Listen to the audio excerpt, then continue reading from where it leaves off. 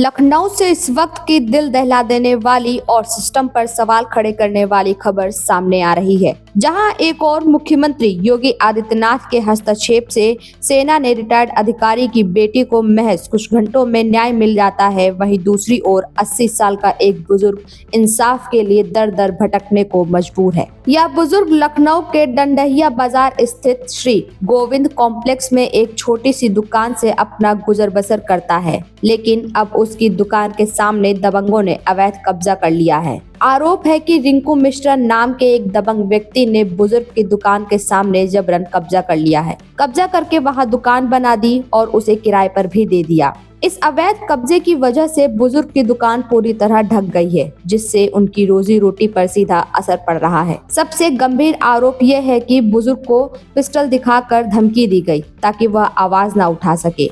बुजुर्ग अकेले रहते हैं और इस दुकान के सहारे उनका जीवन चल रहा है। बुजुर्ग ने नगर निगम, एलडीए और अन्य संबंधित अधिकारियों को कई बार प्रार्थना पत्र दिए, लेकिन कहीं से भी राहत नहीं मिली। 3 दिन पहले नगर निगम का अतिक्रमण दस्ता मौके पर पहुंचा था, लेकिन आरोप है कि दबंगों ने जेसीबी दस्ते को पैसे देकर मैनेज कर लिया और कार्रवाई रुकवा दी गई। अनिल कुमार रसोगी। अनिल जी, क्या है मामला आपकी दुकान का? हमारी दुकान का मामला मेरा है। मेरी दुकान जो नाम की दुकान है, बेसमेंट में मेरी दुकान है और मेरी दुकान के आगे वहाँ के बदमाशों ने घुमटी लगा ली है और सब जगह जा चुके हैं। पुलिस ऑफिस, थाना, कोतवाली सब कर चुके हैं और कमिश्नर ऑफिस भी जा चुके हैं, नगर निगम भी जा चुके हैं। मेरी कोई सुनवाई नहीं हो रही है। हमको परेशान किया जा रहा है, गोली से मारने का भी धमकी दी गई है। धमकी किसने दी आपको? वो रिंकू मिश्रा ने, जो वहाँ के क्रिमिनल है, जिन्होंने घुमटी रखवाई है। रिंकू मिश्रा क्या करता है? कुछ नहीं, पैसे से लाई है और क्रिमिनल है, उनके ऊपर मुकदमा चल रहा है।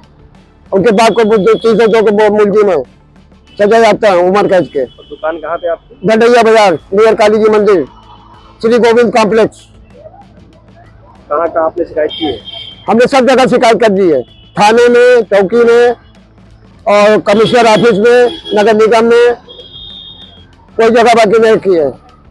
मुख्यमंत्री साहब क्या मांग करेंगे कार्रवाई?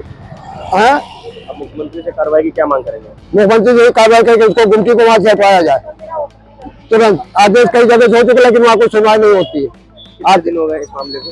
इस मामले को आज 1 हफ्ते से ऊपर हो गया। कोई सुनवाई, कुछ नहीं।